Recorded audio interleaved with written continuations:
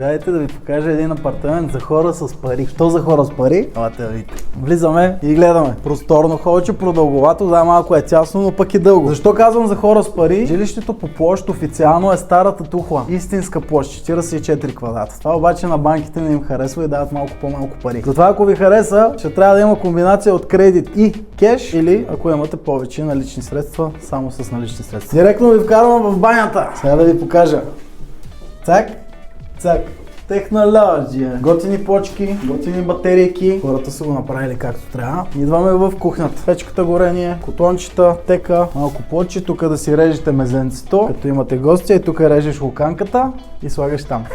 Шкафчета достатъчно. Масата, между другото, се разтяга. Няма сега да демонстрираме. Столчета са готини, хубави, въртящи. И виждаме едно диванче. Тук да си сложите плазмата. Дограмата. Рехал. Сега, какво най-много ми харесва на мен в това жилище? Локация.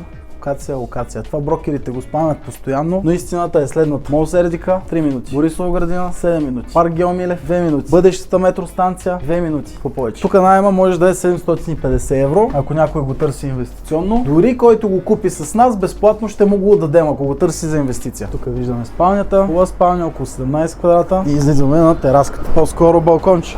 Да не кажете, че лъжа. Его мола, Борисова градина, сега парк Геомилев е от другата страна, Еминеско, Олимпията, тук долу паркирането, между другото, свободно е, намира се, малко по-трудно, зависи кога паркирате, но е свободно, няма зона. Отоплението е уредено с климатик, тец, кой каквото иска.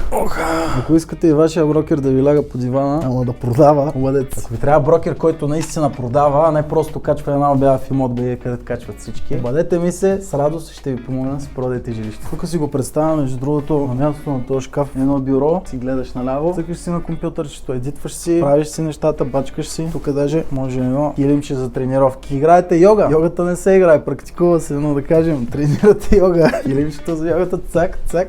Жилището наистина е яко.